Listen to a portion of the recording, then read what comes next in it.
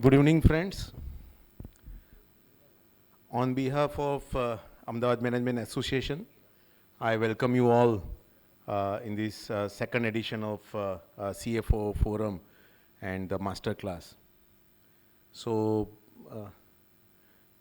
on behalf of our President and Board, I welcome our dignitaries and speakers, Sawan Bhai, Mr. Sawan Bhai.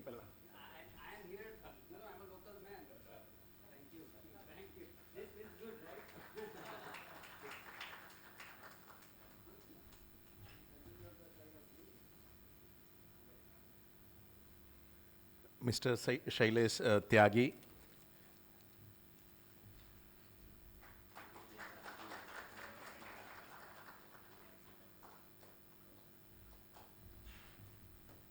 and Miss Amishi Kapadia.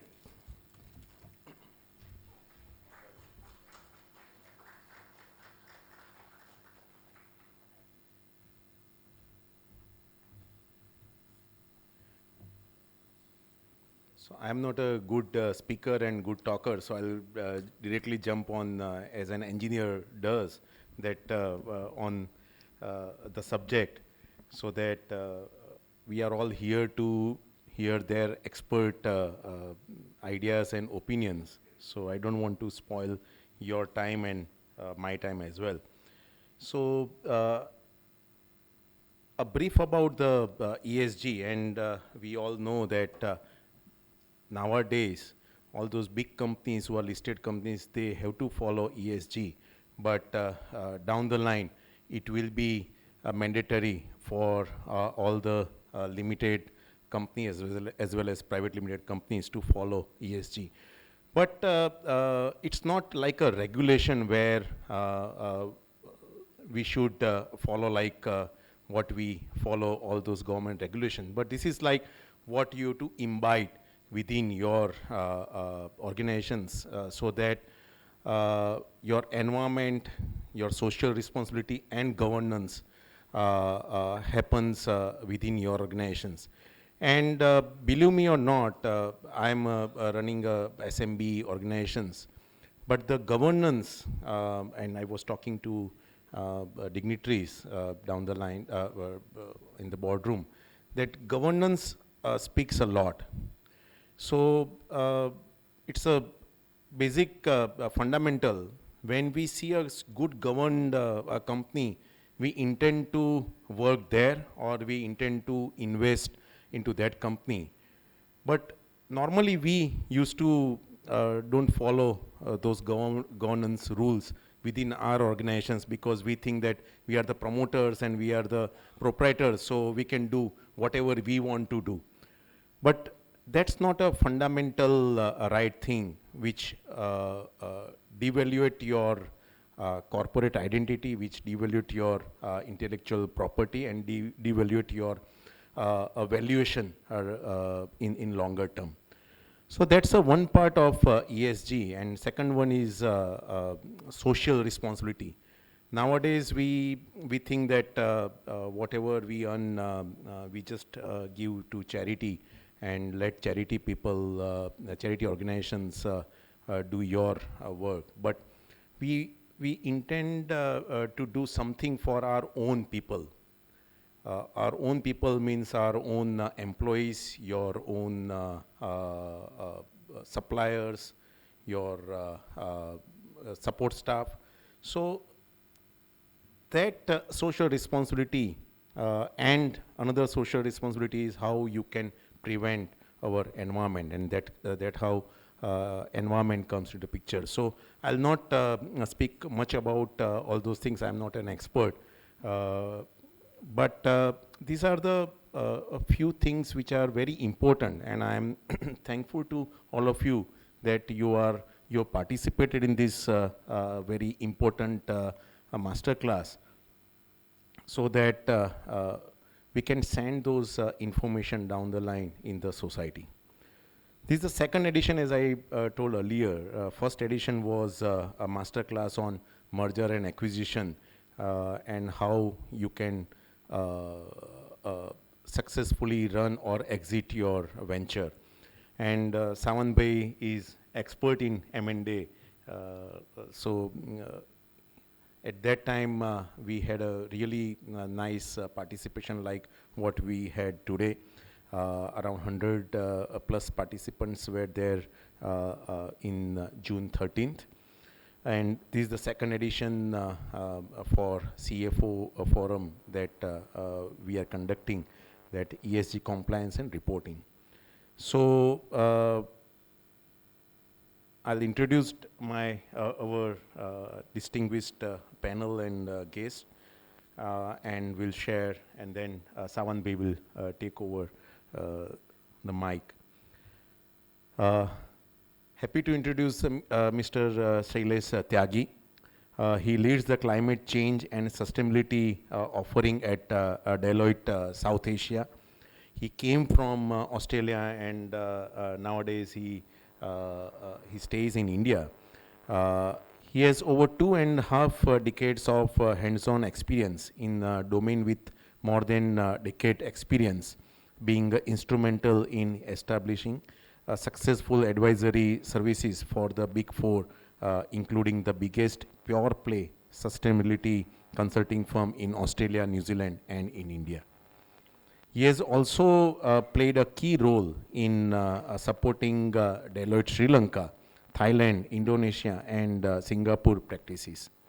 His experience spans fugitive emissions in energy and resources, tech-enabled ESG solutions, and creating business cases for sustainability. He has also contributed significantly to global initiatives like TCFD and India's first sustainability assurance standards, while also balancing his passions for fitness, taekwondo, and family. We can see his physique, so he's so strong and fit that we should also, and like Sawan Bhai.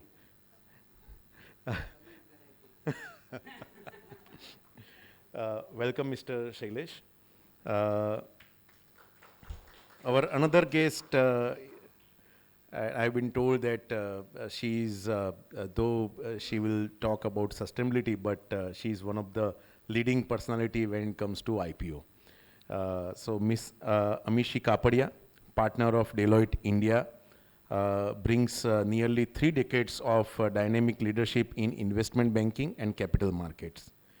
She has a strong track record in advising CXOs on strategic funding needs, raising approximately INR 300,000 billion through equity and debt for corporates.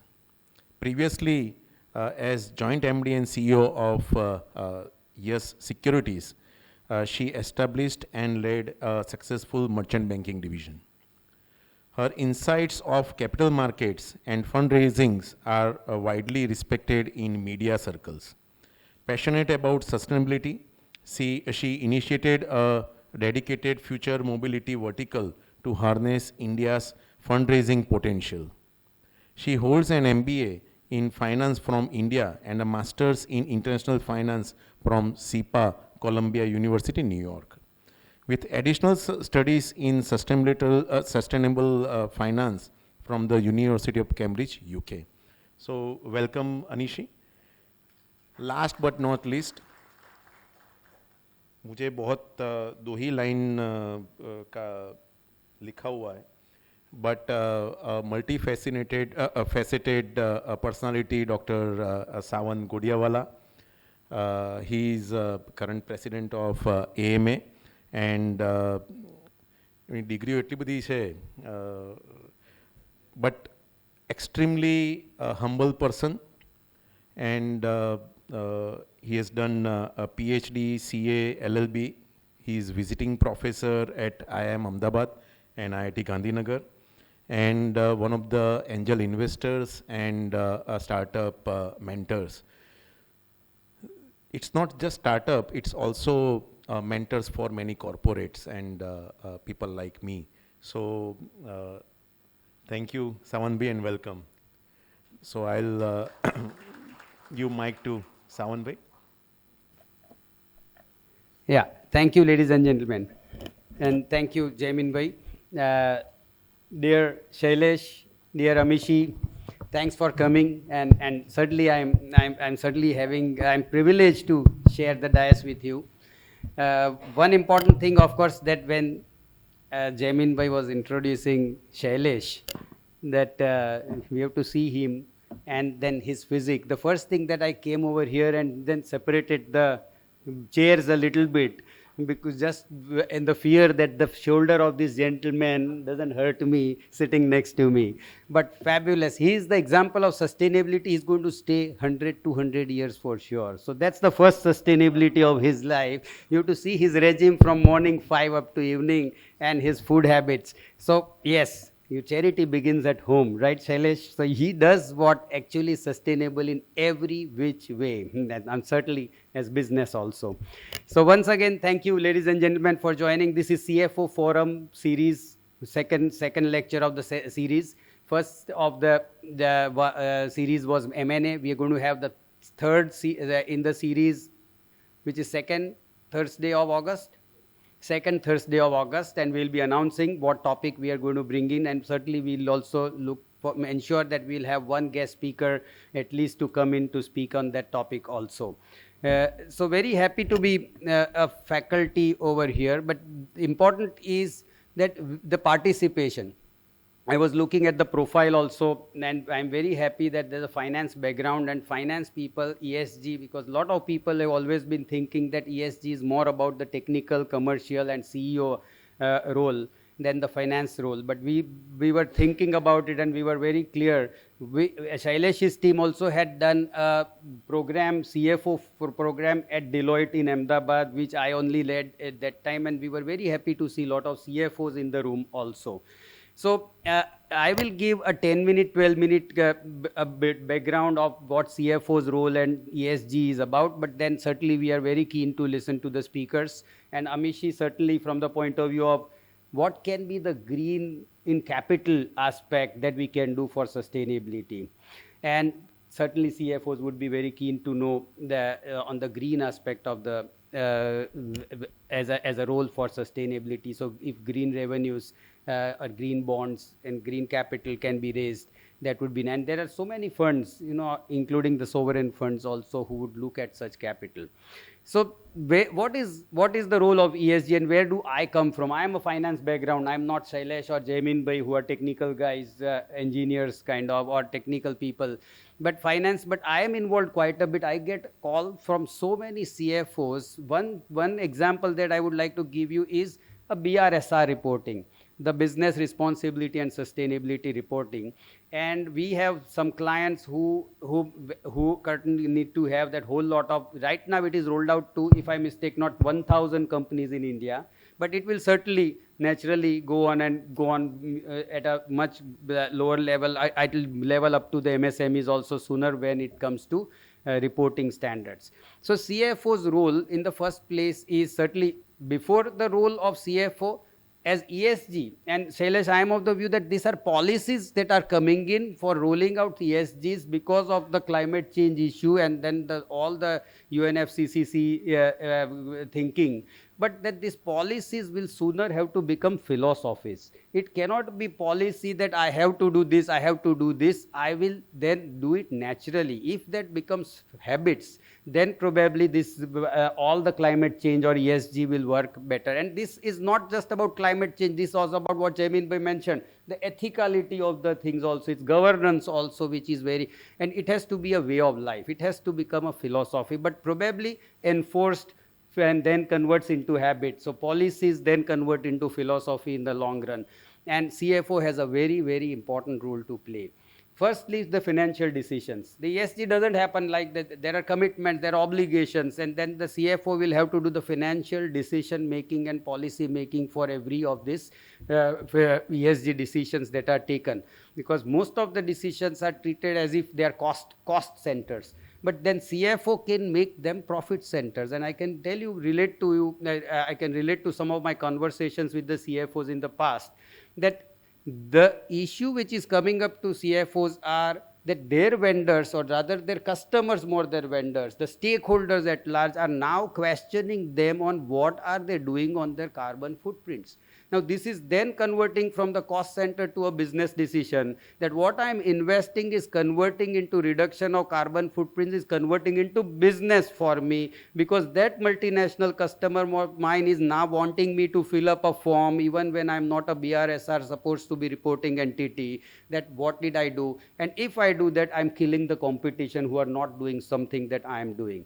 So here is the man who is the CFO or the finance man in the system, who will make the plan report internally more than externally, that this is 1, 2, 3, 4 that we have done, and this is the 5 benefits that my guys or the leaders of the company that you can do. So very important that we have to be proactive. We cannot be waiting for some government policies to be asking us to employ ESG, and that is where the big role of finance here, because finance fellow will have to convert and understand that how can I convert this into a business decision, and the right thing to do as a business thing to do, not just right thing to do just for the point of view of climate change only. And naturally the climate and other social aspects certainly gets benefited out of it. The big responsibility comes, one, as I said, reporting. Another is risk management. Certainly there are risks, and ESG is very important. Now risk in so many companies that we have been seeing, there are no payroll at all in the whole lot of factories. Now as a social part of the ESG also, I will have to find out what is the risk of not having anybody on the payroll, everything is contracted. Will it harm my company from the point of view of a risk that I will be talking to my investors or my capital or my even the customers and vendors that okay, everything is contract? Or there could be a situation where I am employing people which are, maybe I am utilizing them 10 hours in an 8-hour shift. And then there is an issue of a risk which also comes in. So the policies that the CFO would enter into, and they say that I have a risk of reporting, or I have a risk of somebody coming, and even my auditor can raise a question as an internal auditor, or that there is not the right thing which is happening in this. So governance, of course, well, listed companies, SEBI is handling, clause 49 is there and many things. But more than governance, this is something which we'll have to go to percolate down from proactively thinking on the risk aspects. And the best person suited for the job is again the finance man. The CFO will be able to understand better that how, and there's a ESG lady advocate who is that the legalities of the possibility of taking ESG lightly, because it is not something where I am mandatorily required. Even at a MSME level also, certainly at the larger companies there is no choice about it. So this is one aspect where I see CFO has a big role to play, more than any other leader in the organization, they will. The bigger role even that I am seeing this new world is the stakeholder management. Every single stakeholder that you are, that is related to your company, if they are not asking today, within the next 1 or 2 years are going to ask you the first question before the product and the pricing. They are going to ask you about the carbon, that what is happening in the organization. That could be your vendor that you will be asking because your customer is demanding. It could be your investor. Investor says, sorry, I am not going to, the gentleman said, by value of the business, my valuation would have an impact, maybe 10, 15, 20% if you are compliant or you are proactive or you were doing something which is more than recommended or mandated. So these valuations, my investors are going to ask, the equity, my shareholders, my promoters, my directors. When one new animal in the story is an independent director. I sit on the board and there is no discussion. I ask this question simply, what did we do in the last quarter so far as ESG is concerned? Can you in every single board meeting have one slide on this? I religiously ask this question on my boards where I am an independent director. And nobody in the system, and CFO is supposed to answer to me when I'm asking this question. And nobody in there's one more angle which has come out to the bankers. The bankers, even your funding bankers, I'm not talking about the capital aspect. The funding bankers, the banking system is going to start asking you, what are you doing? Because the banking auditor is going to ask, investors are going to ask the bank also, that how do you do your credit appraisal? And this is going to be such an important thing. So all percolates to, we see that, oh, this is a cost. I am adding cost. CFO is under burden, that where would I bring the money? The purchase fellow is asking for money. The marketing fellow is asking for giving credits. And the CEO is asking for investing in the operations and expanding. And then here, I am here as wanting, where do I invest from ESG? He will have to make a business case, and this is a simple, straightforward business case without any, if we can make this understand and give this perspective and understanding to the leaders in the organization, and ultimately it will percolate to not only doing good for the world, which now, one more stakeholder that I'm missing out is employees. It feels so good when an employee comes in and he sees that we are in a green building and office.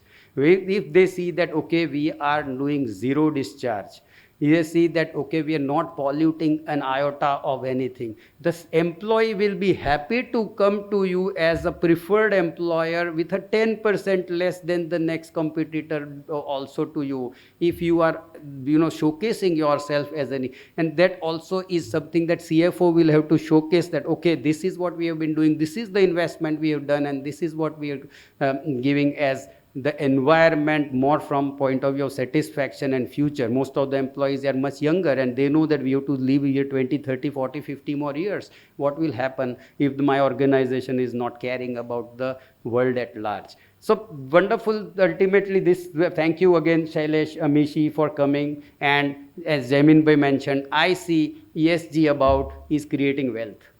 I look at it as a pure business case. My valuations have to be much higher if I am an ESG conscious company. That's where I'm coming from, the philosophy more than a policy. I don't call it a ESG compliant company. Compliance, so no choice about it. But we have to be conscious. It has to get into the DNA. The fellows coming in the room should know that I don't need this light, I don't need to switch it off. Or I go out, I should need to switch this off. It cannot be enforced. It should become a philosophy. As simple as that. Thank you once again, and so happy to have the experts. I want them to be speaking more, and we're going to get something hugely in terms of learnings that we'll take home today. And certainly, please do give your feedback, and we will look forward to you for the third in the series CFO Forum happening in the second week of August on a Thursday, second Thursday. Thank you very much. So, over to Shailesh, and wherever you want. Yeah. So while we are presenting, I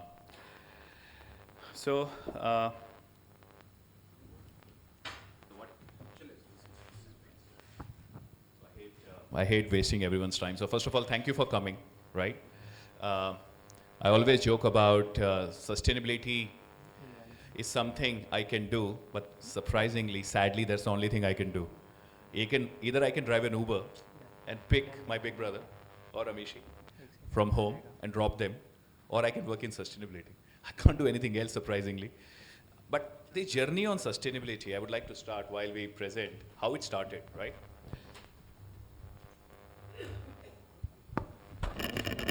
It basically started in a very funny manner, guys, literally, because I'm a mechatronics engineer, right?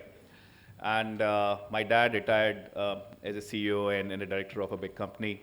Typically, I called him up one day and said, hey, Dad, in my thesis, Kyoto Protocol, carbon will be a commodity. This is the field I want to work in. And he said, literally, I'm not going to finance your further studies, Shailesh. I said, why? I don't want you to work for an NGO and plant trees. And he was serious. I'm like, it was 1998. And I'm like, okay. All right. Then I financed my MS, my MBA. I did another degree from MIT. Why? Not because I love studying, because this space needs expertise. This is not about, I really like what Savan mentioned about compliance. It's about understanding. My last qualification was similar to why I have an expert in Amishi, sustainable finance degree from INSEAD. You know why? Because I was working in this space. Not to raise funds, that's Amishi's expertise, and she's going to talk about it. It's about helping clients that if you improve your ESG performance, what it means for cost of capital. So think about a scenario, a company, large PSU, I've worked with them for 3 years, improved their ESG performance. Their director of finance calls me up and say, hey, Shailesh, come in and present on ESG. I'm like, yeah, happy to. He said, no, don't give your usual presentation. Present to me, and I can name it was IOCL, and I presented to all the PSUs, director of finances in Missouri. He said, no, present on sustainable finance. How I can refinance my debt. Now I have improved ESG performance, right? And that's exactly we're going to hear from this panel. The other thing is, but how many of you really understand sustainability? But I just want to simplify it, what it really means, right? How many of you really understand sustainability? Sir, please. Right. I can hear you, sir. Yeah.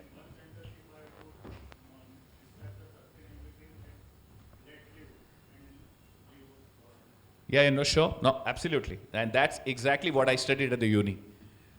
So basically the definition is very simple. It's defined. Yes, sir, please. Think about the generation of the future, whether they would be able to survive and get resources the way in which we are enjoying today. So we are free to expand, we are free to grow, but not at the cost of the future generation. 100%. So, exactly. Now, do you know who came up with this definition? John Elkington. And he came up with this, meeting the needs of the present without compromising the needs of the future. Right? Simple. And that's exactly what we talked about. Yeah, please.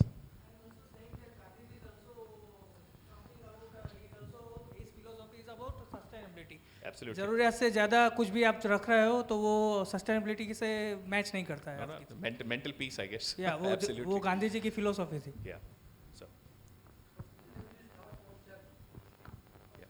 So when we look at this sustainability from this lens, and I really wanted to, this is my way of waking people up, right? Because presentations, I call it death by presentation, PowerPoint, right? Right. But 3 things here. What is sustainability from the business lens? This is great, very nice. 3 messages. 1, what has happened over the years when I studied at the uni, and I'm 47 now, I'll be 47 in August. And now the definition of sustainability has changed. John Elkington was on the board of a company, and I was talking to him directly, and I was an MD in that, and he told me that definition is no longer valid. I have a homework for you guys. When you Google it, just type ISSB, definition of sustainability. That's the new definition of sustainability. Old one is no longer valid. Why? I tell you why.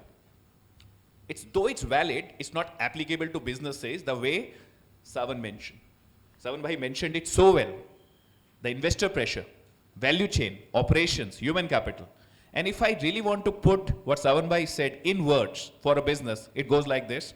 And trust me, I did it once with my son. My son, and we live in Sydney, from year 9 to 12, he runs the sustainability program in his school. And he asked me, Dad, what is sustainability? You know what I told him? I said, it's very simple, bete, right? He understands Hindi, thankfully.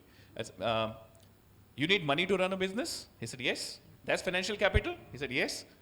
Companies have chartered accountants. Sam's dad is a chartered accountant. He said, yes. Okay. But then you need people, isn't it, Mike? He said, yes. Human capital. You want to keep them. You want to keep them happy. Employee retention, right? Attraction, right? But then, how this program would have happened if I didn't have relationships? Savan Bhai didn't have relationship, right? If Amishi didn't have relationship. We are here because social capital. Think from a business angle. Suppliers, customers, right? You need those. How will you attract capital, investors? How you will comply with regulatory requirements? That's social capital. So S is done. S is human capital, social capital. Governance is financial capital, corporate governance, and then ESG governance. I'll come to that. And then environment, common sense.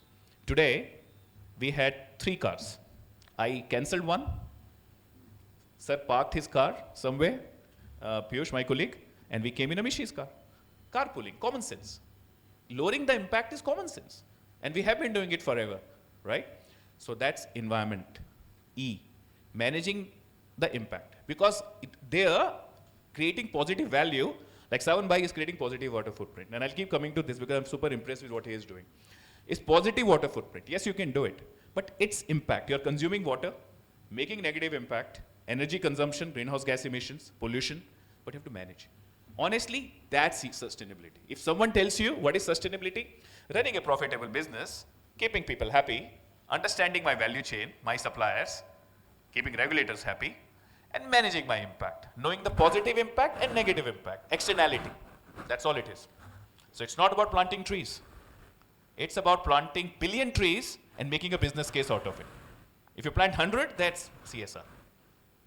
Right? Please understand this, and I would like to start and think about this particular event, how we did it. That's sustainability. And this concept is why I work in this space. Because I understand the whole world is focusing on financial capital. Who is really focusing on human capital, social capital, and natural capital? Right? That's the other three pillars. Right? All right. So now to put order into this in terms of what is ESG, how the regulatory landscape has evolved, how you embed, Visavan Bhai covered, how you really embed that into your business landscape, operational and value chain, sustainable finance, absolutely, and not even one company in India have the level of experience in issuance of blended finance, sustainability linked loans, green bonds like we have in Amishi, and I wanted to maximize that. So we'll bring that. You cannot work in sustainability if you don't understand technology. And I'll give you ample examples of that, literally. Tech-enabled ESG solution. That's exactly what tech ESG is all about, right? And then open to any questions you have, right? That's the way we're going to run it. And please stop me anytime if you have any questions. So look, you see a lot on that slide. And why? So one thing I do, every time we present, I give full freedom to my team to put whatever they want to put on the deck. I never guide them. And I tell you why. If I see one of the smartest manager I have in my team, I won't embarrass him by taking his name, literally, said the first slide would be climate change. I said, okay. I didn't ask him why. I tell you why. Climate change is #1 challenge for our world, for our businesses. The #1. Half of my life I spent in proving climate change is happening. And the other half, I'm trying to tell companies, please understand the physical impacts on your installation and energy transition impact. Energy portfolio is changing. How you're going to really procure energy and how you're going to manage your emission towards net zero. And I'll come to that. That's climate change. What exactly is there on that slide, if you ask me? So in my intro, you saw TCFD scenario panel, right? What is that TCFD?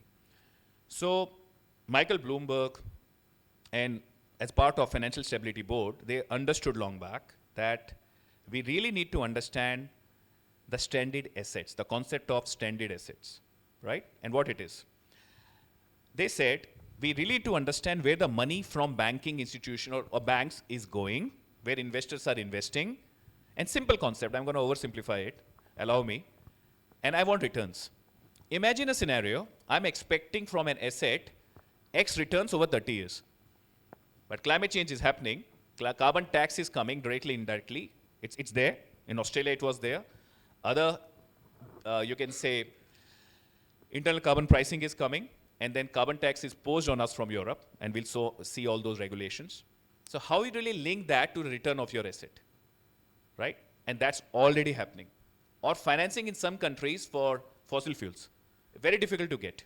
All that is happening, right? Do you understand the impact around it? So how you calculate? You calculate like this. What is net zero? Global warming or global boiling, right? Now it's global boiling. And we got this, our house is on fire from one of the recent articles from Amishi. That's linked to global boiling. And what is global boiling? We wanted to limit global warming to 1.5 degrees below pre-industrial levels, right? What it is. Please think about, if you want to limit to 1.5, there's a global carbon budget.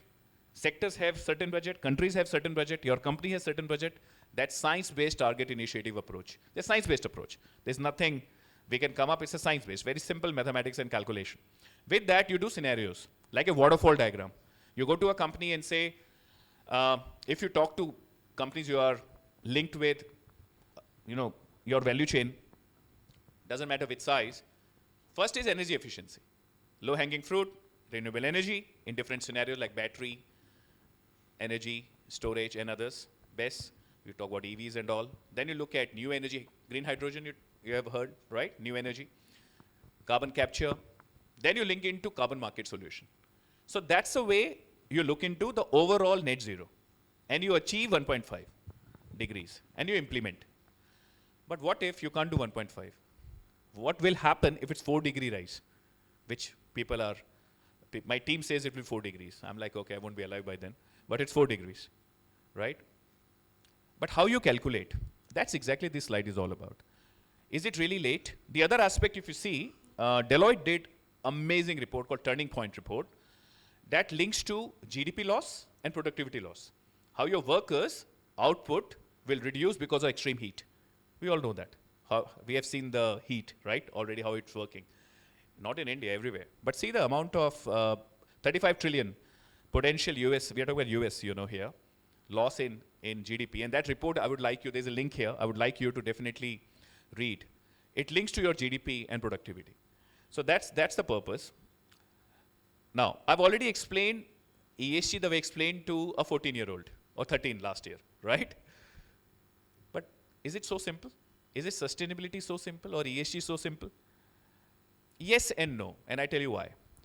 When I meet the new age ESG experts, they tell me, oh, BRSR has these indicators and this indicator, principle 7 talks about this.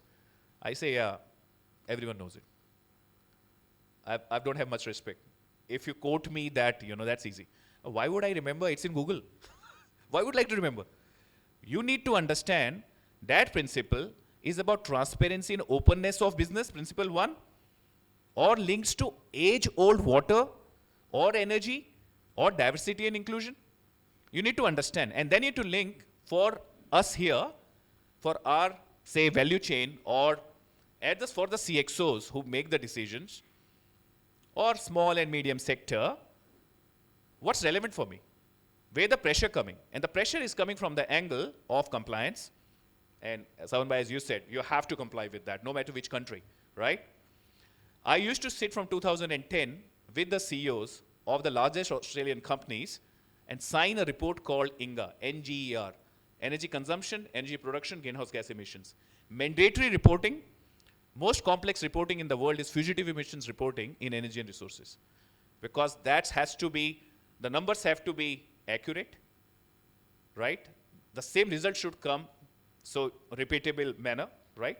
So it has to be accurate, it has to be complete, the concept of audit, right? Completeness and accuracy and everything. I used to sign it. CFOs and CXOs were there, role of CFO, and we'll come to that.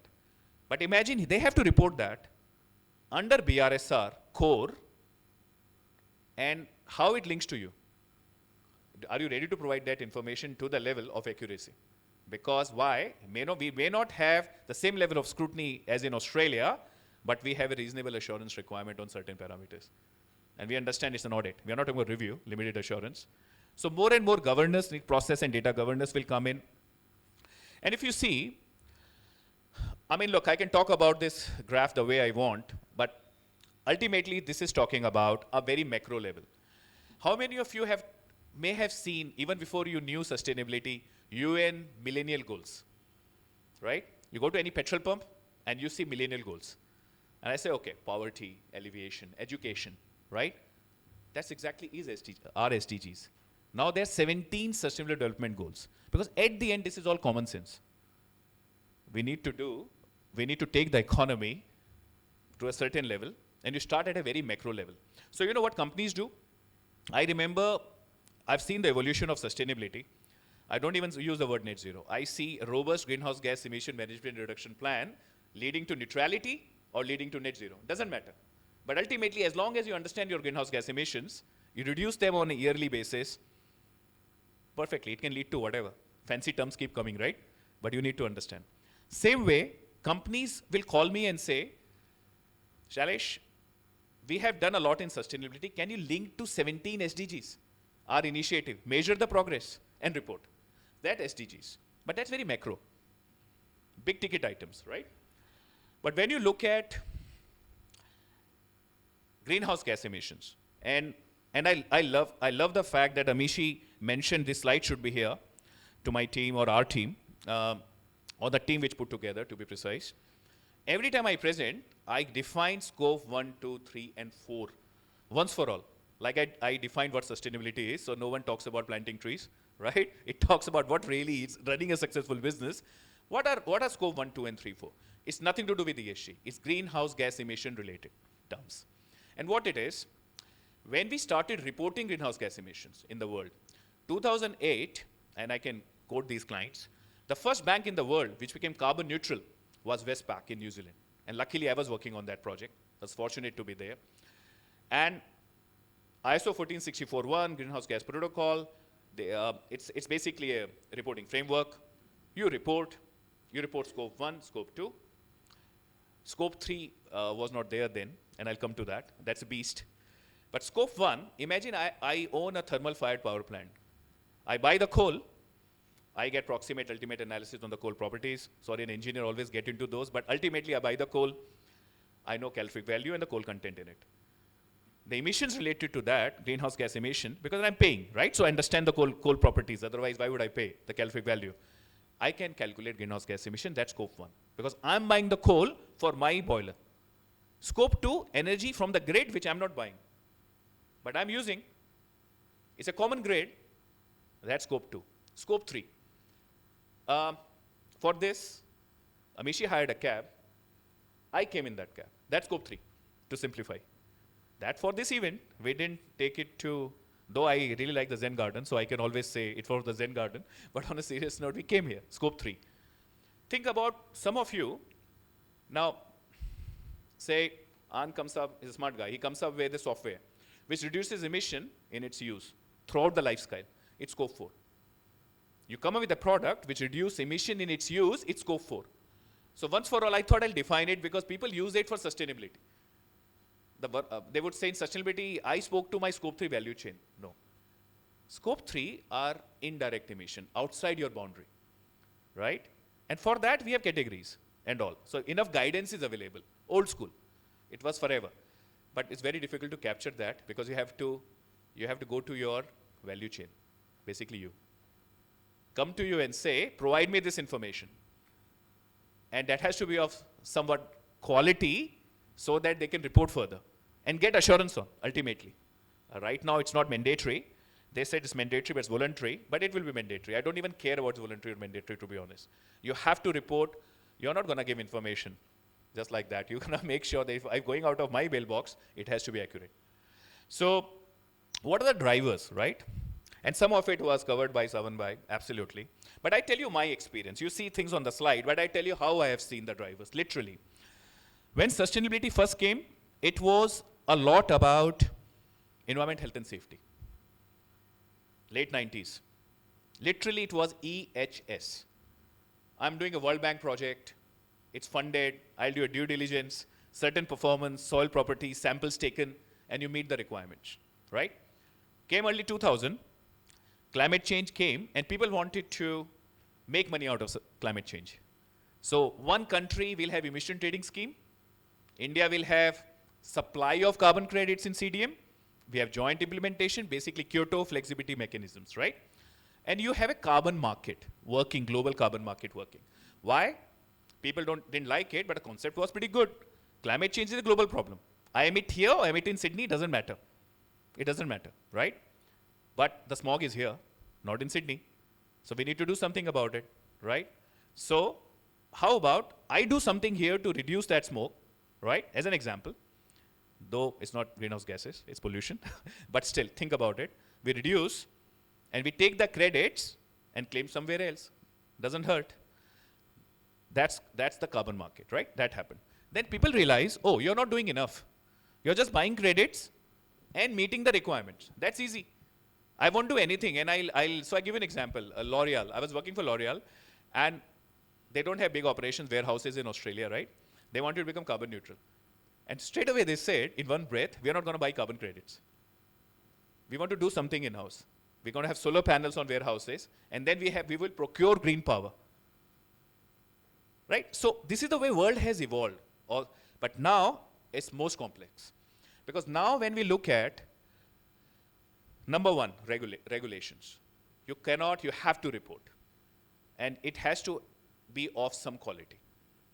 Regulations, compliance. Then companies really want to minimize the harm minimization, the second step. Management system in place, right? So that you make sure reputational risk. And these are real.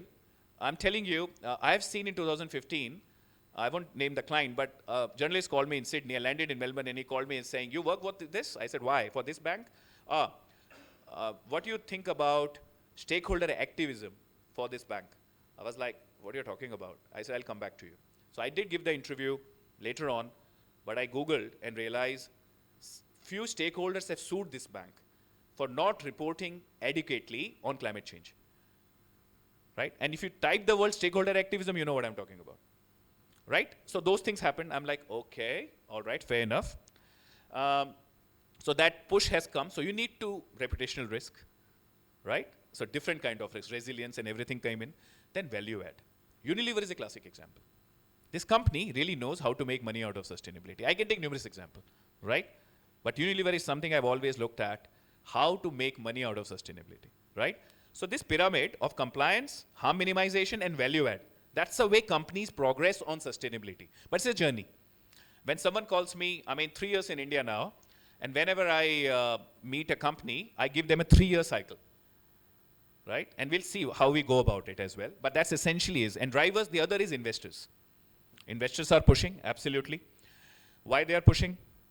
When I do due diligence for the big players, private equity firms, first question they ask, Shailesh, can you tell me SASB, Sustainability Accounting Standards Board, materiality requirements for this industry, what it is?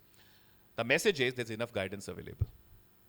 They know what they're looking for as a starting point. SASB has 77 industries related materiality aspects. You start with that. For this sector, these are typical important areas. You start your due diligence around those, but you explore when you do stakeholder engagement. But investors want full understanding of ESG liability. Absolutely, right? You don't want to buy an asset, like stranded asset concept, carbon liability, right? Carbon liability for companies can be in billions. Trust me. We do those a TCFD assessment and physical risk, transition risk, and really quantify that it's massive, right? So those things are happening. So investors really want a good picture. And finally, societal pressure. Rather than explaining what it is, I'm so proud of Deloitte's millennial survey. It's called millennial survey. We do it every year. What Gen Z, Gen Y talk about sustainability, that report defines it so well, right? So I'm no longer in Gen Z and Y, even millennial, but let's not go there. But it's cool how they look at sustainability. You will realize they refuse to join companies, right? They refuse to join. Today's I was telling Amishi, I have examples of kids in NYU, lawyers, joining me because they're following me on LinkedIn and joining.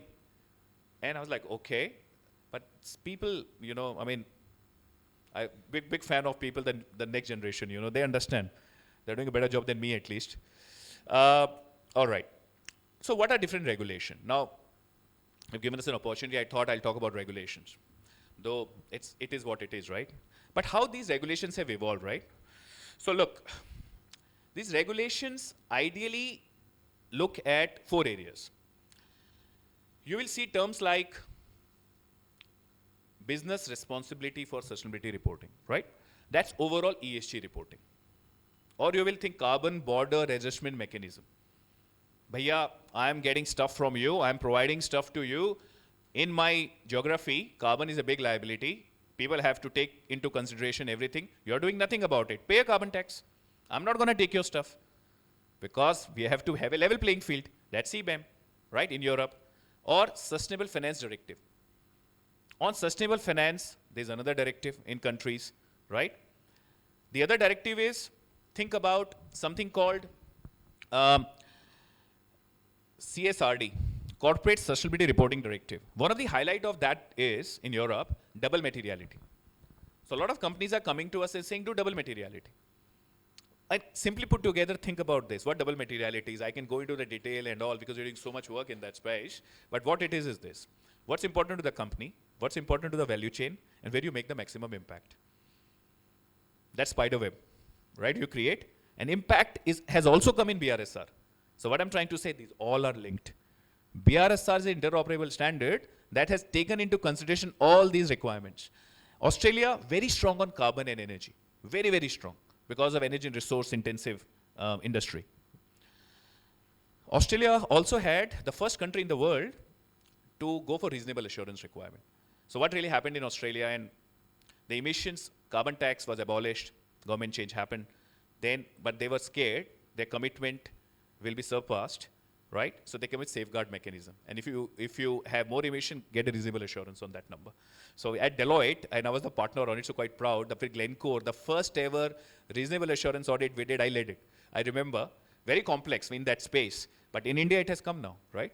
Reasonable assurance. So all those things are interlinked and are coming to companies. One thing we don't have there is greenwashing, right? The greenwashing laws have come in various countries as well. And what is greenwashing, right? Very simply put together, think about me saying, I run 100 kilometers. Now, Sawan bhai pakad lenge mere ko. What? 100 kilometers. In how many days or how many years?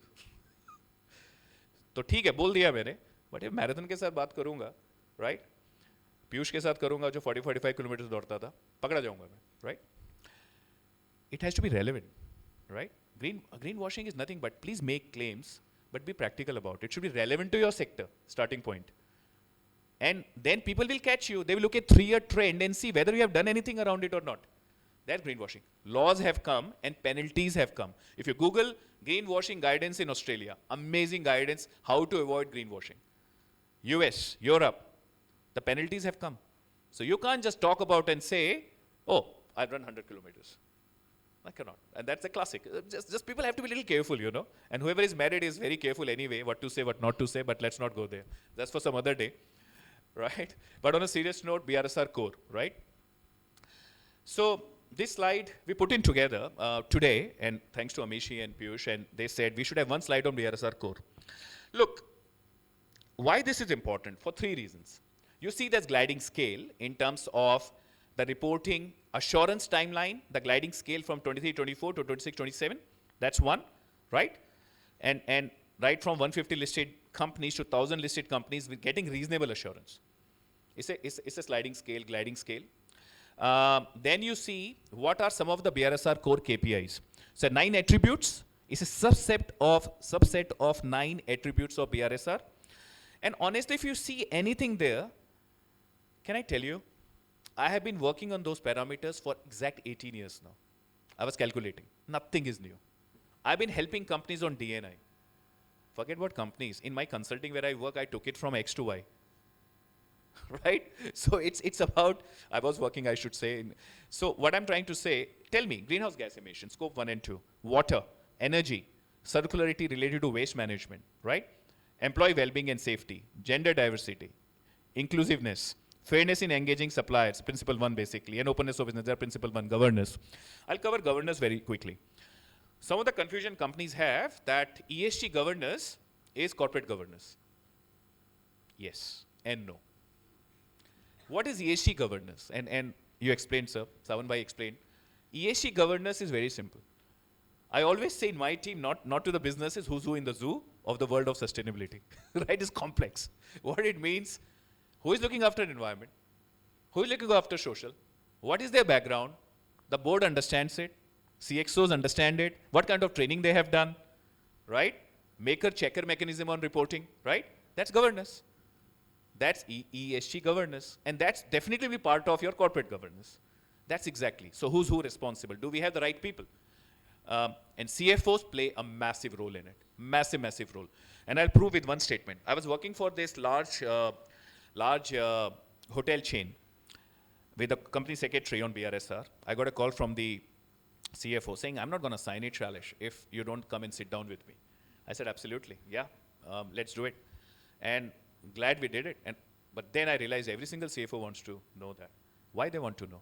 And I have a slide on it, I'll cover that. But because that's basically strategic, operate, and reporting comes into them. That's their role. Now, why Indian companies we lacked? Look, if you see, I could have made, this can be a presentation in itself, what we have there, literally. But what is happening, think about Indian operations, think about global operations, and then think about how these are aligned in terms of impact, right? I'm not going to work in isolation. If I'm working in India and I'm listed, I need to report.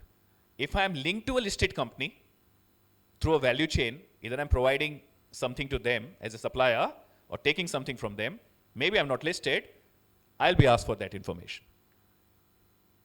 Or if you see, when you are looking into, and then if assurance requirement, of course, so you need to be careful what you are providing. But if you look at CSRD, double materiality already covered. It has scope 3. And I said scope 3 is a beast, and I'm going to talk about it.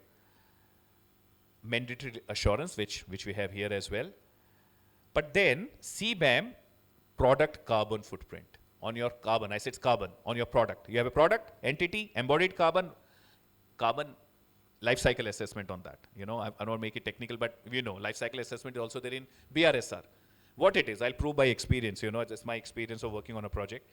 Think about a company called Woodside Petroleum in Australia, and I'm talking to them, and then I realized that they want a life cycle assessment, but when the product comes out of Karatha at the northern tip of Australia and comes to Southeast Asia, they want entire life cycle assessment. Why would you like to do that? When you burn that fuel at the point of consumption you want to prove, it's still clean. Yeah, you can only do it through life cycle assessment, isn't it? Otherwise, how will you do? Because it's basically whole the transportation, right? It's LNG, right? How you're really looking into those things. So those things. And finally, US. Now, SEC climate disclosure, which have come, again talk about the same. Materiality, but climate risk assessment as well. Finally, supply chain. And that, you definitely would be interested in that, right? So Amishi and I were looking at this slide. Amishi said, oh, financial services 100%. You know why? Why she said that? She said, because financial services is something called they finance emissions. They provide money, right? And I said, because they provide money, they finance, right? Otherwise, operations are not much. It's not a coal mine. It's not oil and gas refinery, but they're the providers of funds. But if you see that way, you will get to know the supply chain emissions are responsible for 73% of emissions from few select industries. What it means? These are the companies who are absolutely required to look at net zero. Have a plan, that waterfall diagram I explained. Look at energy efficiency, new energy, renewables, everything, you know. And whatever is left, carbon markets. India is coming up with their own carbon market now. If you read, you know, and Pat and all, it's another, we can have another session on it some other day, but that's something, so much happening there.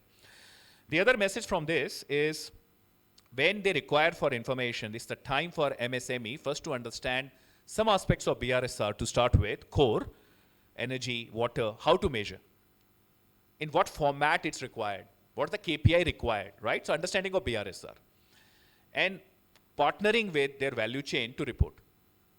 Because the collaboration should happen, right? And it will happen. Because if I need something from you, you say, sorry, I don't have it. It has to be a partnership, right? The other thing, if you see, for MSMEs, and for some, I always say SMEs, right? You know, so in my head, coming from different geography. But if you see this slide, and in this slide we have made it on purpose like this. One is drive to embrace ESG.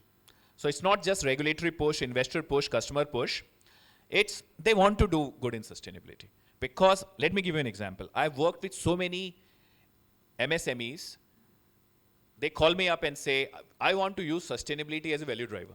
Point out differentiation for my company, right? I have this company, technology firm, which joins kiranas in remote locations, last mile delivery. That's a business case for sustainability. I said, absolutely. Can you measure social impact?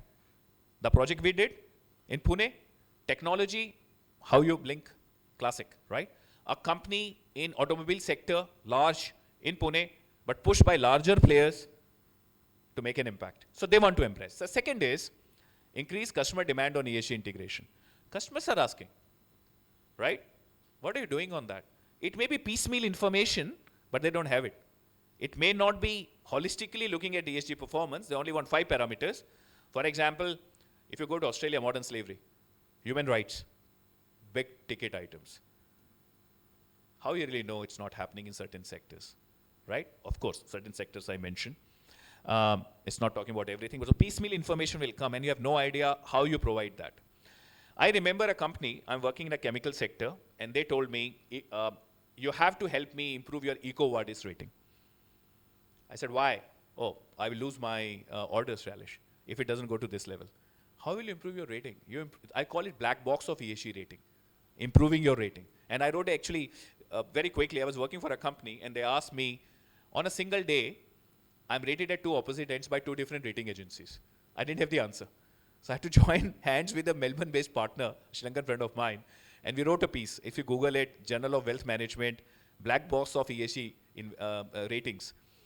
We had to write that piece to understand why these rating agencies are so ambiguous.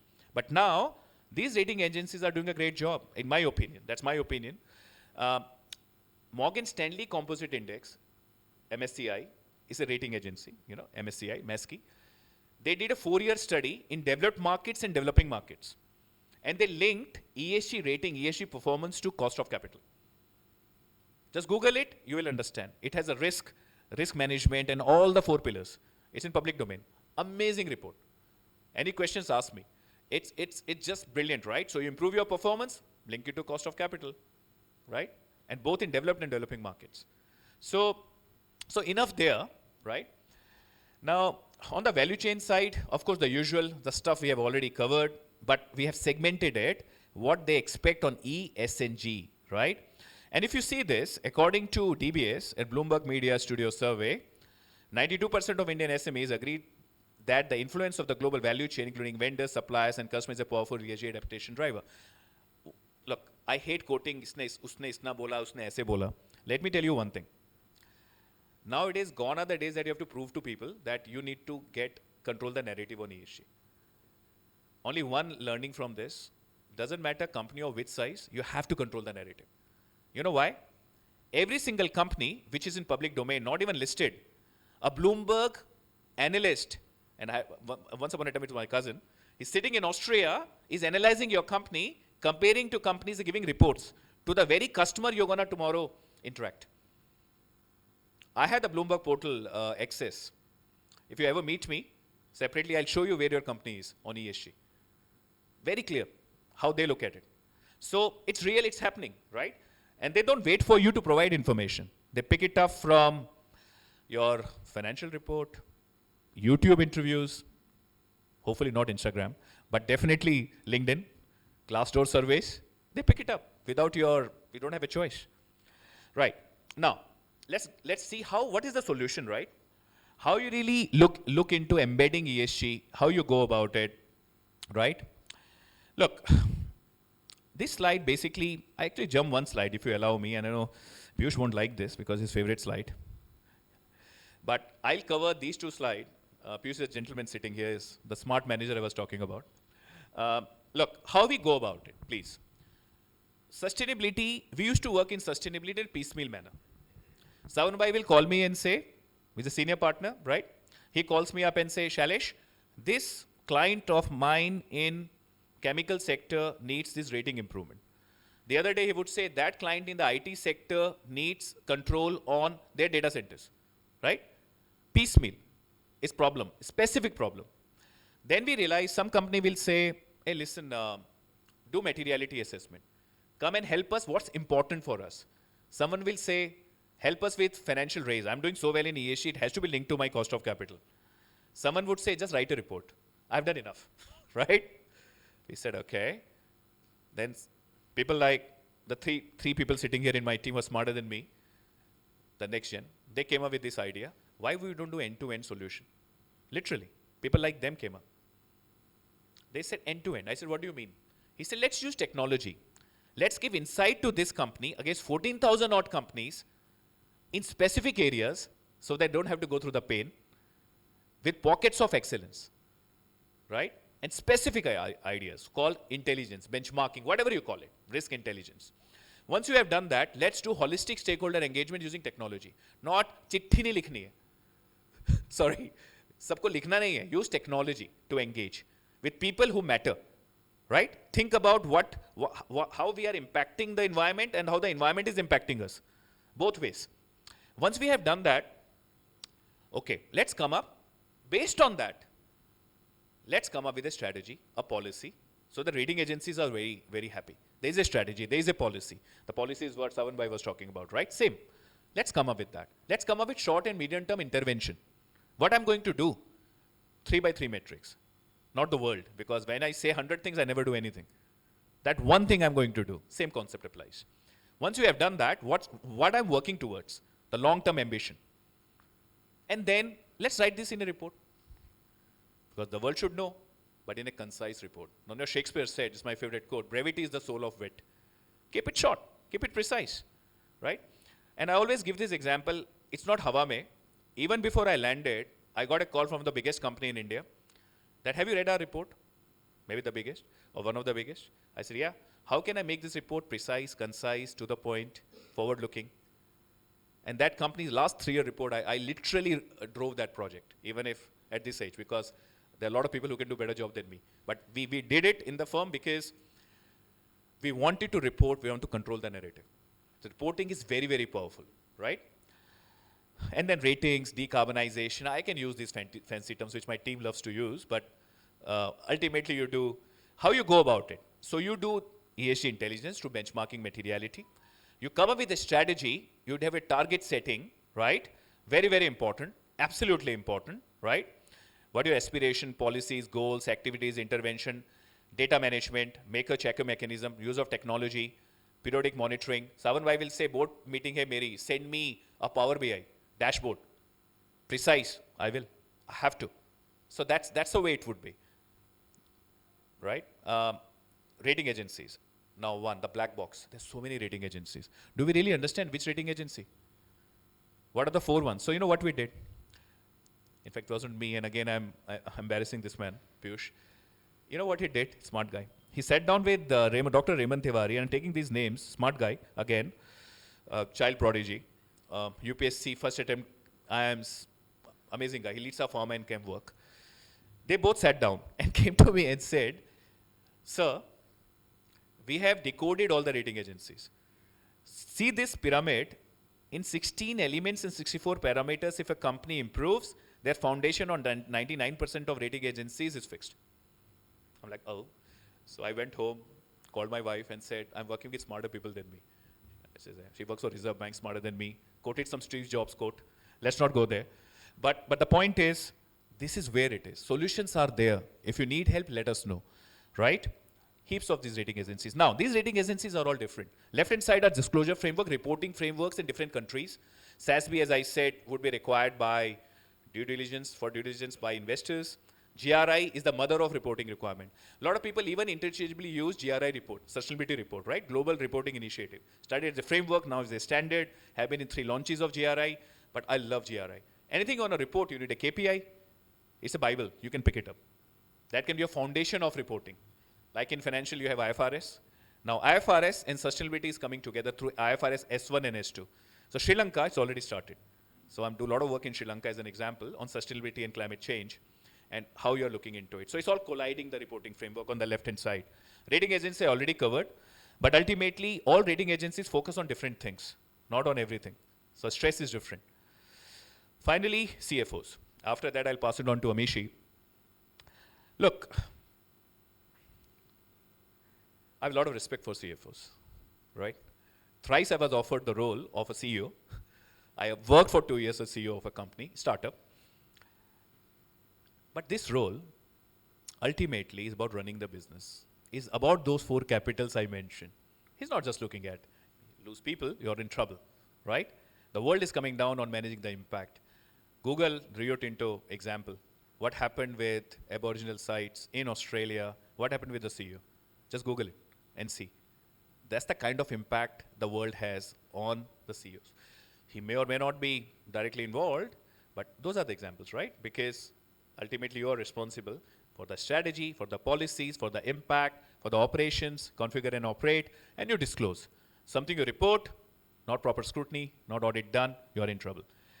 So this they have been doing forever, right? So they act as catalyst, strategist, stewards, and operator.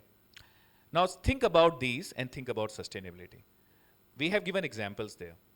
How you strategize and measure, what to measure, is materiality assessment. What's material?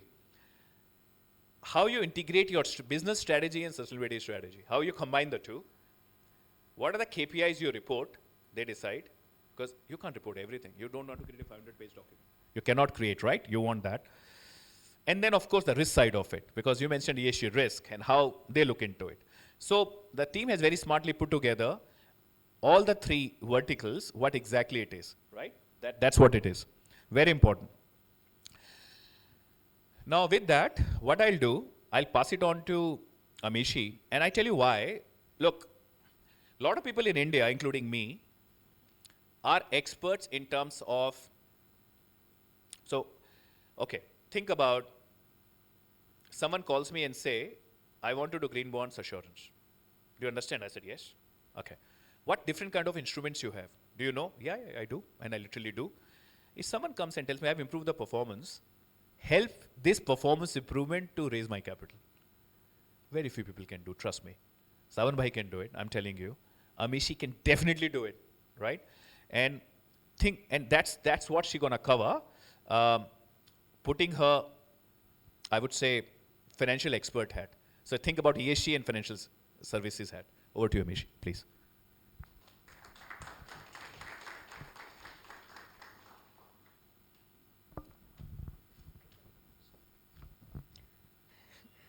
Shailesh, thank you. I think I'm hoping that everyone so far has really understood the entire context of what ESG is.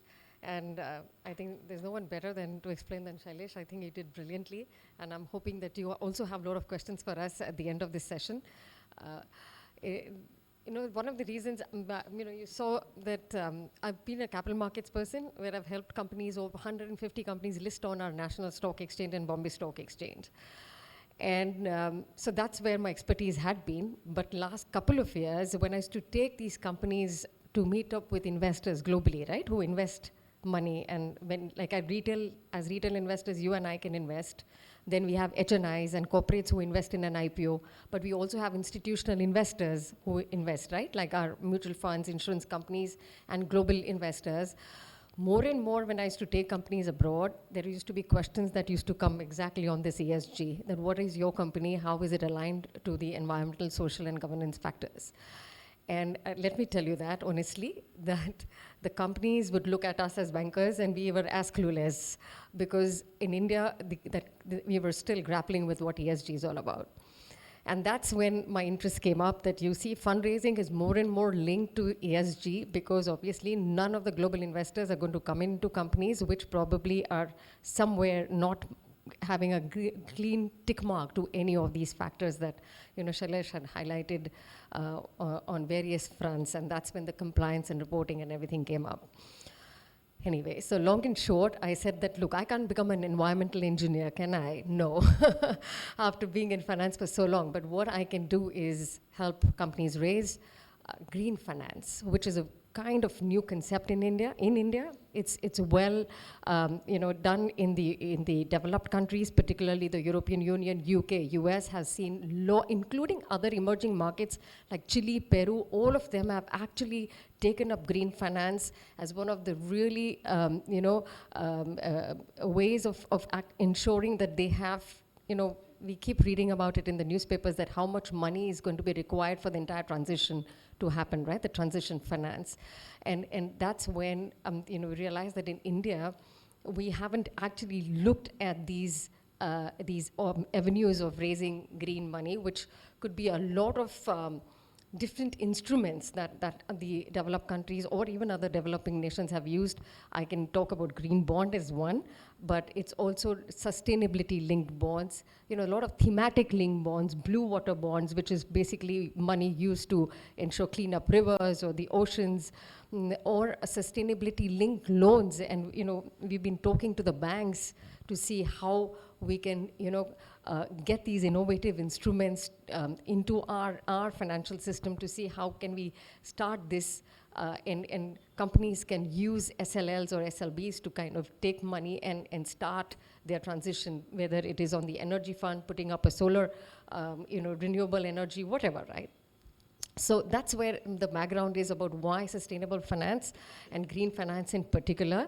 And this slide is basically talking very clearly that today, lot of M&A transaction, and I'm not repeating something that Shailesh has already said, that ESG due diligence is being done so much. If today you have a company and there's a buyer, we do the buyer DD, right, before they invest or give money, and we've seen a lot of transaction fall off because they don't comply on very, very basic things. So today, in every financial decision, ESG is now getting very clearly incorporated. And financial decisions I'm talking about, and that's clearly what this slide is talking about, whether you are on the buy side or the sell side, somewhere ESG is going to play more and more an important role. And as a CFO, if you're looking at buying companies, or if you're looking at spinning off your units, or even if you're talking about listing, any of it, the ESG integration is a must. And somewhere that's what, we've started doing this in Deloitte, helping companies at every stage. And I think Shailesh has talked about it in quite so much of detail already. So basically, this slide is, again, we're looking at what are the different players in the market who are going to be involved in this entire ecosystem. So we have our MDBs, which are the multi-development banks. We have the ADBs, we have the World Banks, all of them who have been lending money for the transition. We have our own national development financial institutions, like for MSMEs, it's mostly SIDBI, which has been lending for a lot of renewable companies. It is IREDA, IREDA, which just recently got listed in last August, September. All of these are domestic financial institutions, which are basically lending for, or giving money for, and this is mostly through debt. In terms of equity, that is where it's going to get more interesting. So we have not seen too much of equity flows that has gone into the transition finance or the sustainable finance as yet in India. It is happening, but it's happening in pockets. And one clear is the valuation, right? Because investors on the equity side look at valuations. Debt today is probably an easier way to raise this money, is because obviously there are frameworks that have been put into place through which companies can raise that money, and then investors clearly go through the life cycle of what you have committed as your KPIs in part of the framework, and it also tells you, they also ask you to take a second party or a third party opinion to ensure greenwashing isn't done. Greenwashing is, again, something which Shailesh had mentioned. Greenwashing is, you say you're doing something, but you're actually not doing it, in terms of, like, if you have said that we're installing solar panels, very, very basic but of so many kilowatts, but you're doing half of it. That's called greenwashing. But you've raised funds for the entire thing. So those things are happening on the debt side. So debt is still simpler in terms of green finance, but equity is now starting off in a big way. We've seen a lot of equity money flowing into clean tech companies, which are actually, the innovations that are happening today in our country. A lot of money actually is flowing into that than just normal renewable projects. So we were talking about the players. Here we are talking about the kind of finance that is available. And very clearly in green, we're looking at blended finance. A lot of, our Namami Gange project, the cleaning of the Ganges, is a beautiful blended finance project that the government has got. And you have the World Bank, ADB entities who have invested. The government has invested, and there are certain private players who have invested. Now, what happens in these, there are no clear returns that, if you're putting money in an IPO, that the stock would list, if you put in at 100, maybe at 150, and the stock price goes up, right? There is a clear indication of what kind of returns can come in.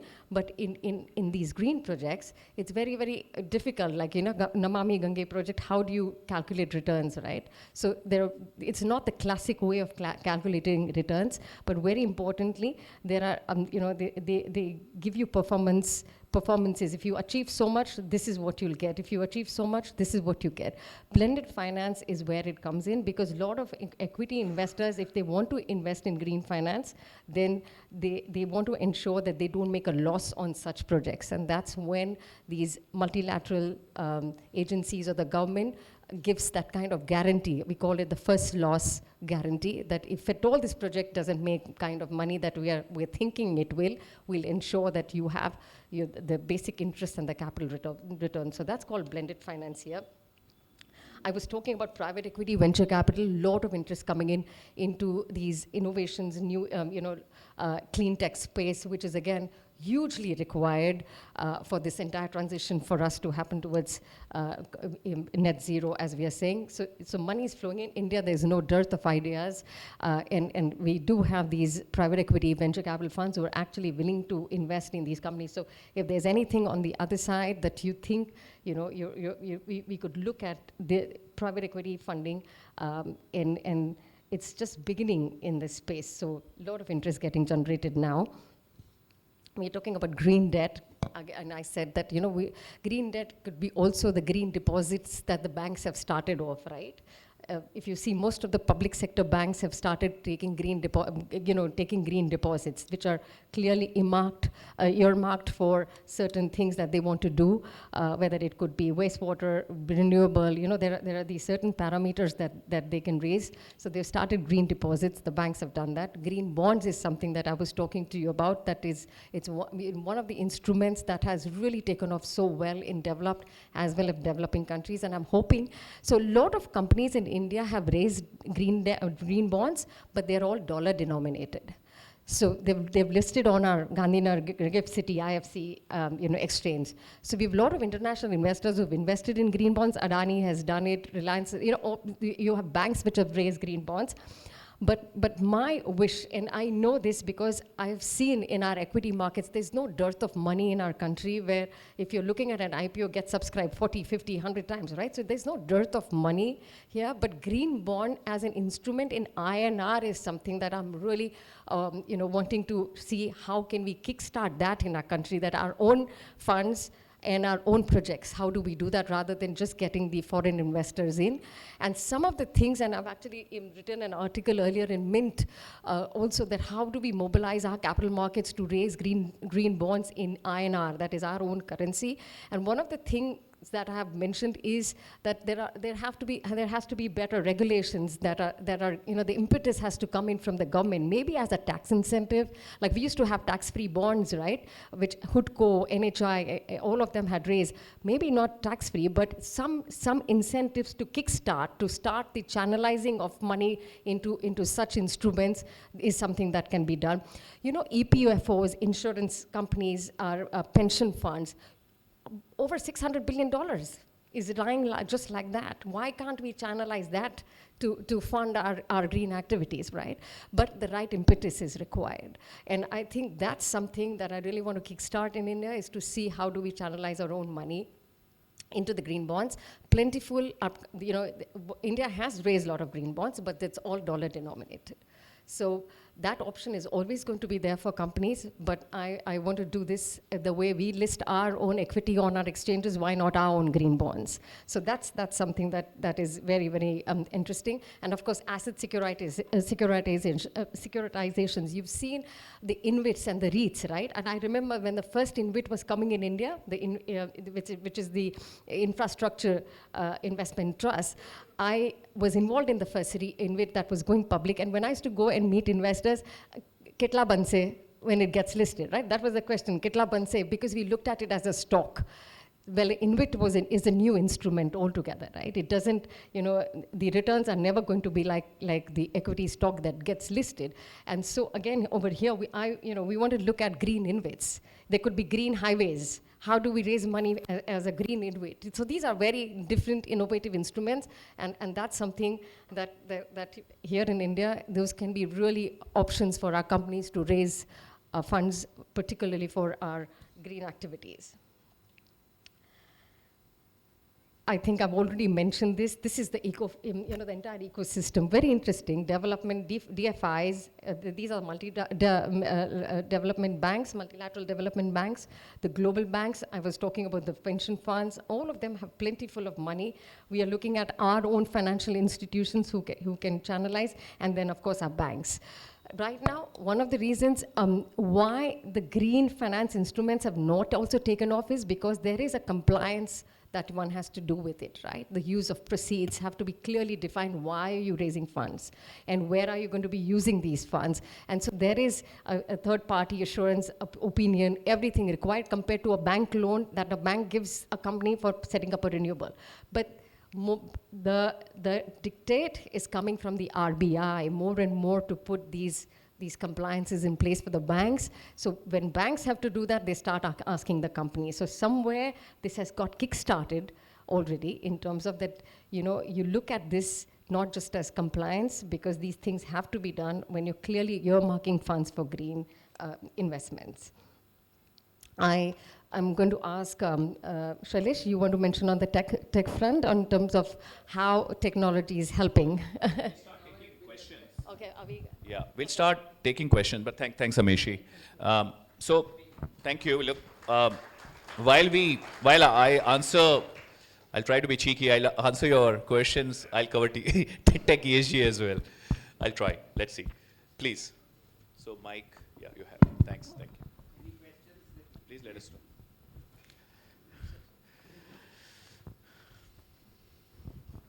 know. Good evening, everyone.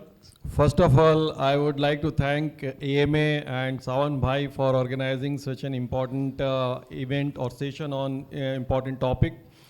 And secondly, I would like to appreciate all the speakers for your insightful presentation. It was really very much eye-opener. And I am Dr. Manish Agarwal, CEO of Jivraj Mehta Hospital. I have a question that in healthcare industry, in any hospital, it is a very energy intensive organization, and it generates a good amount of waste, especially biomedical waste. So what shall we do to implement ESG compliances in the healthcare industry without impacting the bill of the patient? Absolutely. That's important. Yeah.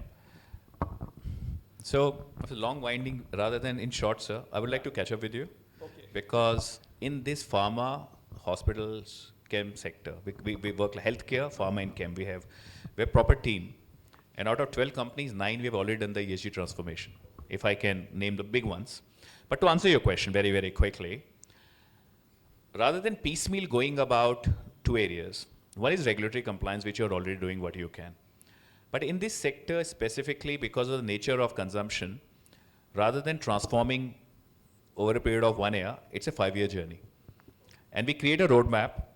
We pick up pieces based on first we start from the local, where you are based, what can be done, right? And then we give you better practice over 5 years. So it's a roadmap, sir. And they're specific, but I will call you, I'll make sure, and I'll do it tomorrow. We'll do a call, sir, half an hour, and I'll explain to you exactly what you can do. Be very specific about it. Yeah, no problem. In fact, as we are speaking, you'll be surprised, yesterday, the large player was talking about some M&A in hospital, and I submitted something exactly what you're asking for. So it will be easy. I can talk about it tomorrow.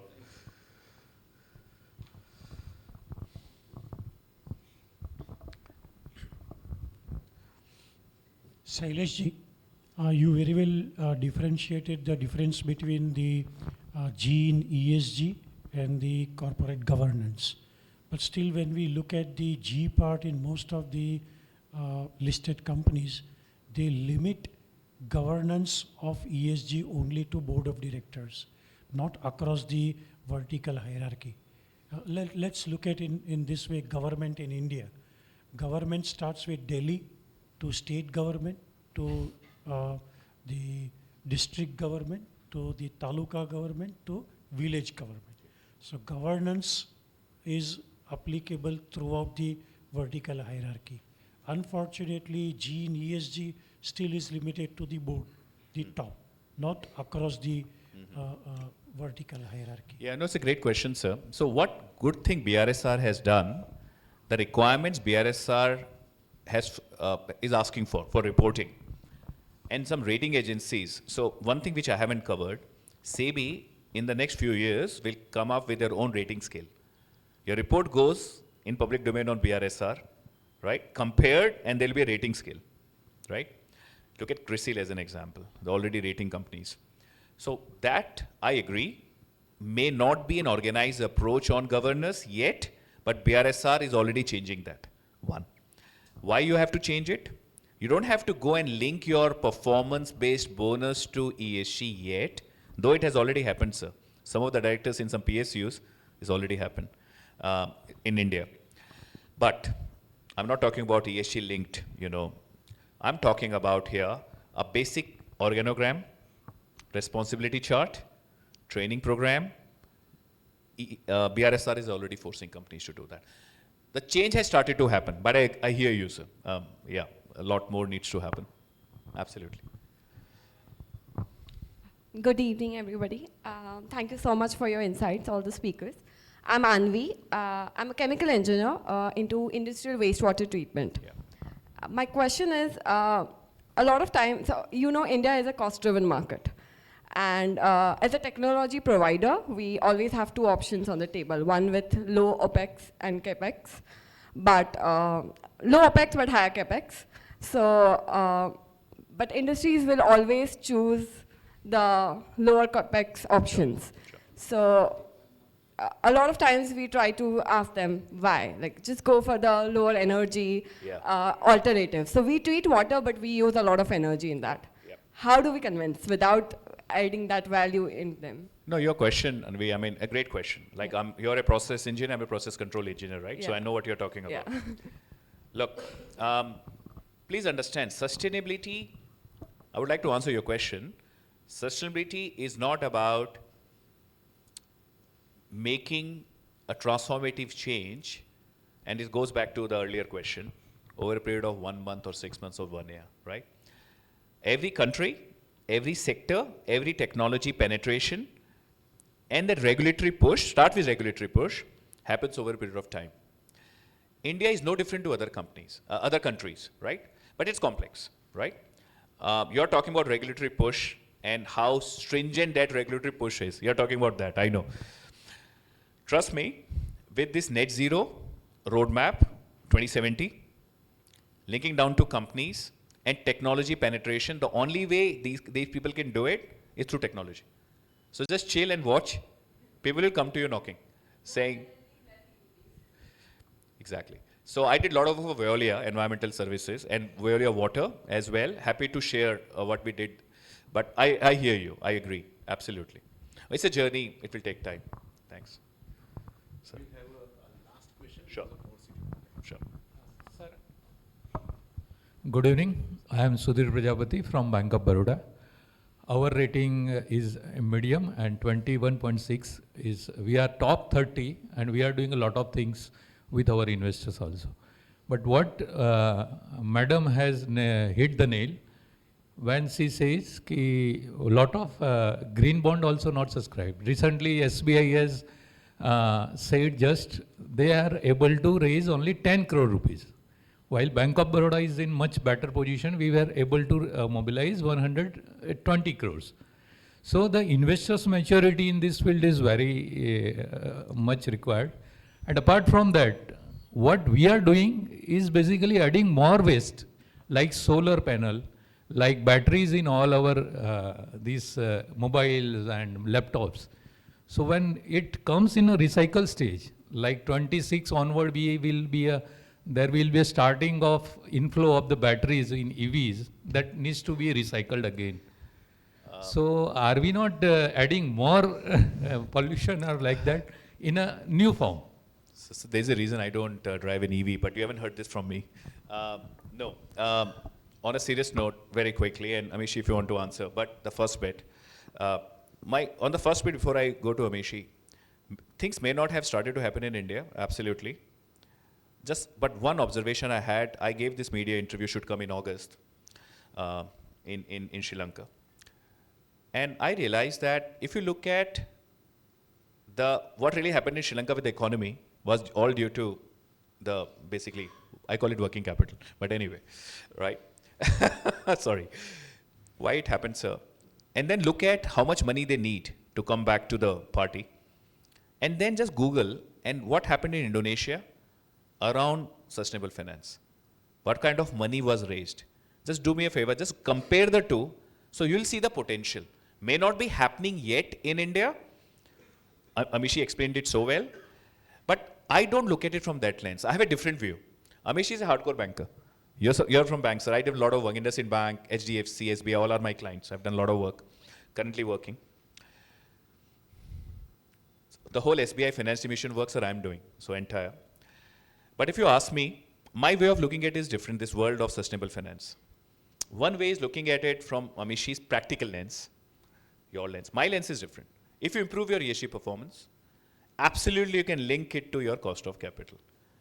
Now you're talking about raising money, refinancing, how much money? Yes, but the world is going, it will definitely help you in terms of raising the money easier and from different sources. More and more these avenues will come with this integrated reporting requirements we have. So that's my view, but you're right. I'm not gonna, Amishi, unless. Green deposits, right? I know. Green deposits overall has not taken off. One, you're right. The education itself is very poor currently, right? Where the awareness for us as individuals, for as corporates, as that itself, that investor education process is still far away. That we have to do so much on the ground. And again, as I was mentioning, right, this green deposit has a compliance attached to it today. So that is where the slow, it's been slow in terms of really ensured, the banks I feel that it's an additional burden to them compared to any other fixed deposit. Plus, if you look at the interest, there's not much difference there. So I guess that's one of the reasons why this whole green deposit thing hasn't taken off. But as I said, banks after a certain time will need to do this because the nudge is coming from the regulators. And once you have to start doing, you will, it's the cycle, right? One pushes the other, and then it becomes a mindset change. Look, the whole thing is about mindset change that we need to look at. We've all only been governed by profits, and profits. Somewhere in one of the slides we were talking about that there is a triple, you have to look at profits, people, and planet. Right, so the triple P effect has to happen. It's a mindset change required in all of us. And someone was talking about what we need to do for the next generation. We've had this whole classic case of tragedy of horizons. My grandparents thought that it'll be my parents' generation which will take care of it. They thought that it'll be us, but now we can't give this to our next generation because that'll be so unfair. And I was telling Shailesh and Piyush both that we are facing the effects of climate change. We are the first generation to face it and the last generation to do anything about it. So a major mindset change is required in each and every one of us, starting from the boats to the common man, because everyone's life is going to get affected. No one's going to get spared. So with that, I would like to end, and thank you, Shailesh. No, absolutely. And your question on, sir, EV very quickly is coming through life cycle assessment. And you're so right. Extended producer responsibility, a lot is happening in that world. And we can talk about it offline. Yes, a lot more needs to happen. My solution is hybrid, not EVs, but it's my view. But yeah. Hello. Thank you, sir, for insightful insights. Sir, my name is Digvijay. Just currently working in manufacturing sector. So just I would like to share some insights. So, sir, India is an agriculture market is up to 53% are working on agriculture sector. Yeah. So, sir, there is any footprint related to that? Can be help to India? Any reports are available? So how they are achieving the ESG report, sustainability also might be calculated or not. Yeah. So there will be vast impact on it. Yeah. So there's a lot of work has happened in that sector. So I recently received an award with the Millet Man, of India, and I remember I learned a lot. One, for that sector, again, sir, materiality comes in. It's an overall footprint in what? Water, productivity.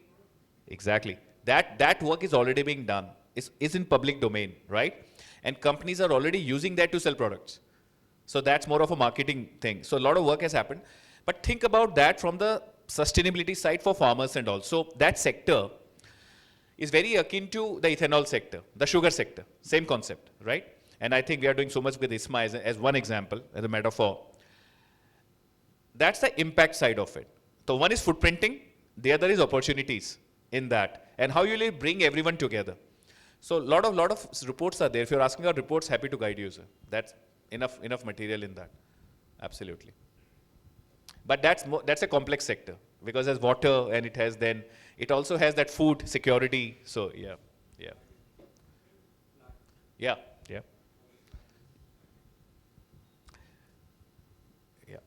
Cool. Thank you. Thank you, friends. I think we also need another session, because he has forgotten a subject which is directly linked to my industry. So technology end-to-end for ESG. So we'll have that session, and request Sawan bhai cake fari organize karjo. Yeah. So thank you all, and thank you Amishi and Sawan bhai and all, that we are really very delighted that they both shared very useful information. And as a SME, I'll also request Sawan bhai, we should have specific session for SME sector, because when I put ESG slide on my corporate profile, nobody bothered to see that slide, because they think that MSME is not entitled to follow ESG. So, and we all require those information and knowledge. So thank you all, and thank you all for, yes, the very important thing. Please do fill up that feedback form so that we can come with relevant sessions in future. Thank you.